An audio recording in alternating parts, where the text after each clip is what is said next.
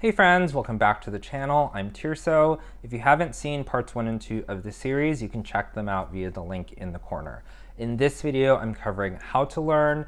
That may seem a little bit silly, but there also exists in the world a book called How to Read a Book, and also the Wimbledon Guide to Queuing. Perhaps now learning how to learn doesn't sound so crazy.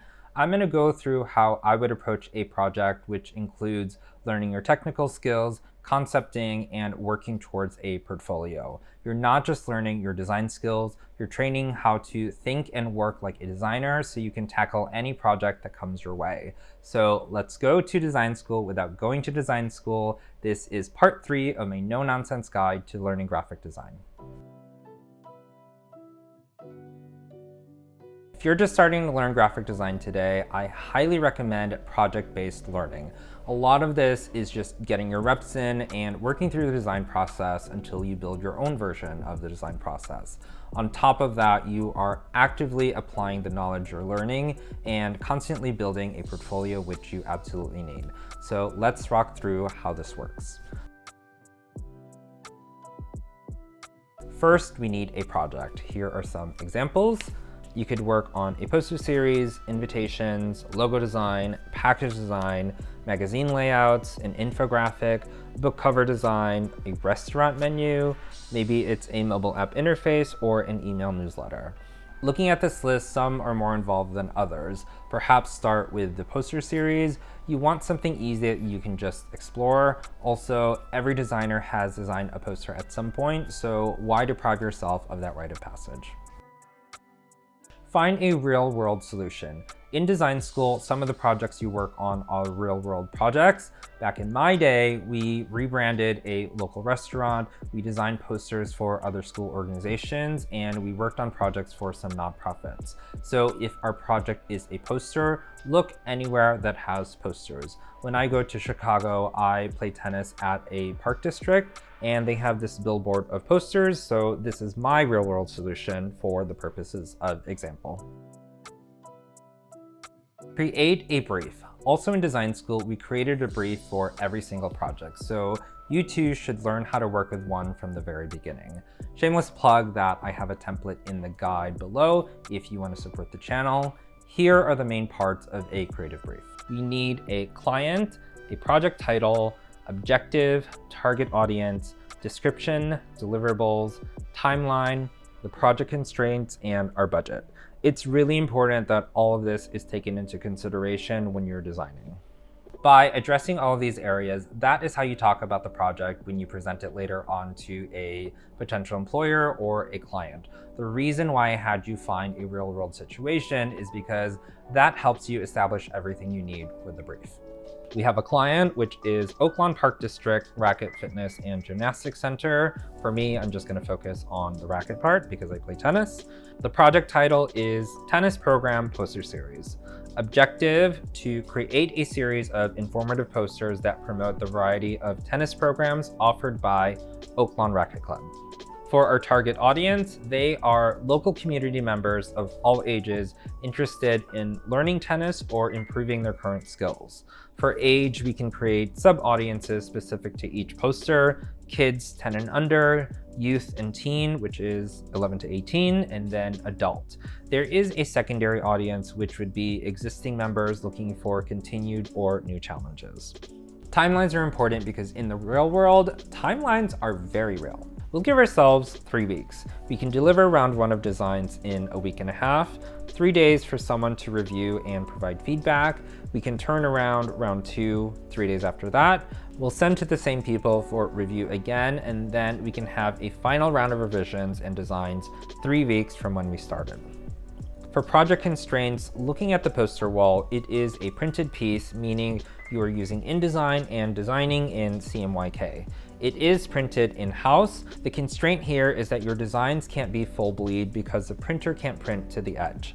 Also, the 2 most common sizes for US printing at least is letter at 8.5 by 11 inches and then tabloid, which is 11 by 17 inches. Now our budget, which is $0. You probably don't want to invest anything into a fake project, and you don't have to. You can create everything from scratch. That may sound intimidating, but your job is to create, so this is your learning opportunity. If you can create with no budget, you can create even greater things when there is a budget. And that's our brief. For round one of designs, we're going to follow the design process, starting with a brainstorm, get off the computer, and get out a notebook. The reason why I say this is because when you start working, you're probably going to be in a conference room and the brainstorm is live. Some of you may also want to sketch as part of your design process, but basically list out anything that comes to mind. You can also give yourself a time limit and a goal. You want a strong brainstorm. Also, no editing in this phase. Moving into research, this is your opportunity for discovery. You just did a brainstorm, so that should help guide what you're looking for. Outside of that, there aren't really any rules, so pull anything that inspires you. If you're looking for a mood for your design, I love looking at photography. Some of you may want to look at the work at different design agencies. Maybe there's a trend that you're into. Just be careful to not always follow the trend. You can also get out into the real world and go to a museum. Enjoy, embrace, and be inspired. That sounds a little bit dramatic, but this is a creative world, so your mind should be dramatic. The second part of research is analyzing it. You want to look at your brainstorm and also make sure it ladders to your brief before you start designing. We're finally at the design phase. If this is your first project, I would look into the Gestalt principles, which will help you understand how to group information. Then assess the content and group the information as best you can. For one of the directions, I would highly encourage you to choose one that you currently don't know how to create. At this point, you may not know how to create everything or maybe anything. This is the part where you don't put the cart before the horse. You do need to learn some things, but only learn what you need for the project. This will make your learning more purposeful and you don't waste any time on tutorials that have no context. So how do you know what to learn? First, come up with how you want your posters to look like. Then we can figure out what to learn in order to execute that vision. If you don't know how to work with type in InDesign, you can watch a tutorial on that. For the tennis poster, maybe I'm imagining using a tennis ball and I want my headline on the tennis ball, but putting it on top looks pretty flat. So then you look up a tutorial on how to merge text with the texture of the background, whatever have you. Of course, I have reasoning for this. You never want to sacrifice the execution based off of your current skill set.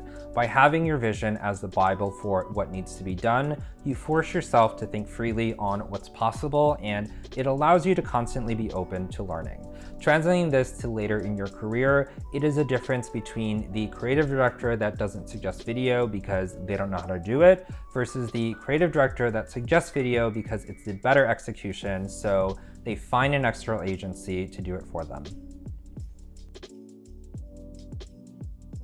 It is so important for you to get feedback on your designs. I don't know if any of you have seen the earlier seasons of American Idol. Unfortunately, part of the entertainment were the bad additions. This is a result of people not getting feedback, or rather, honest feedback. When we create things, it's hard to review on our own what's working and what isn't because we've been staring at it for so long.